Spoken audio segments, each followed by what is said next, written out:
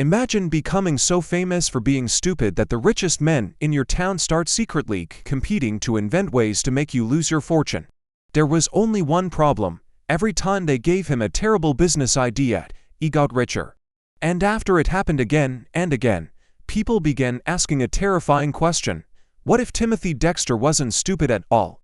Timothy Dexter was born in 1747 to a poor farming family in Massachusetts. He barely received an education. As a child, he worked on a farm. Later, he became a leather worker. By every normal measure, he looked like a man destined to stay poor. Then, at just 22, Dexter married a wealthy widow.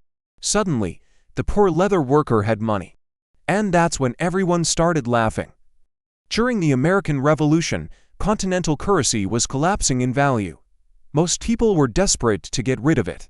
Dexter did the exact opposite. He bought enormous amounts of it. People watched him throw his fortune into paper they believed would soon be worthless. They laughed until the war ended. The new American government created a system that allowed holders of the old currency to recover part of its value. Dexter's worthless-looking paper suddenly became a fortune. He had just made his first impossible win, but the merchants of Newburyport weren't impressed. They thought Dexter was an uneducated fool who had simply gotten lucky, so they decided to test him, and this time, they wouldn't leave anything to chance.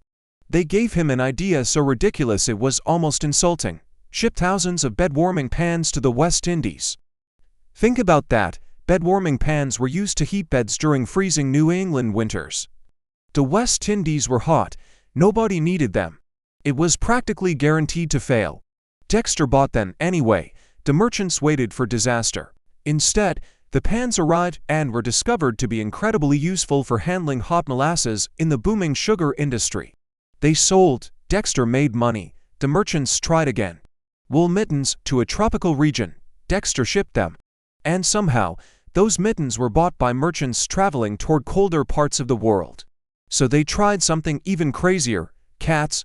They told Dexter to ship cats to the Caribbean. A ship full of stray cats sounded completely useless. Except the islands were suffering from rats. The cats became valuable pest control, and Dexter got richer. Now the merchants were no longer laughing, they were watching. Because every attempt to prove Dexter was an idiot kept making him look smarter.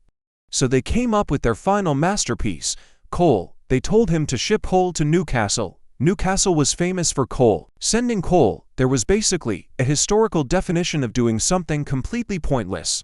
Dexter did it, but when his shipment arrived, the local coal miners were on strike.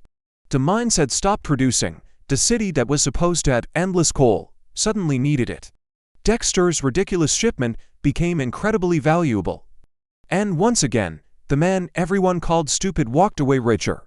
But here's where the story gets even stranger. Dexter didn't just make bizarre investments. He turned himself into a spectacle. He called himself a lore. He surrounded his property with enormous statues of famous historical figures, including a giant statue of himself. He wrote a book filled with terrible spelling and almost no punctuation. And near the end of his life, he even staged his own funeral just to see who would show up. Thousands came. Dexter watched from hiding. So was he actually an idiot? Maybe. But there's another possibility. Perhaps Dexter understood something his critics didn't. They believed intelligence meant doing what everyone considered sensible.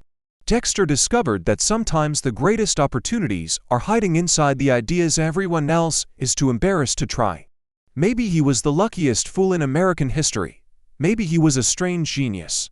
Or maybe he simply understood the most dangerous business lesson of all: if everyone is certain something will fail, there's only one way to find out: try it. Because Timothy Dexter didn't become rich by always making smart decisions. He became legendary by doing the one thing everyone else was too confident to do. And if you enjoyed this story, make sure to subscribe to the channel. Because history is full of people who looked like fools until the world realized they were playing a completely different game.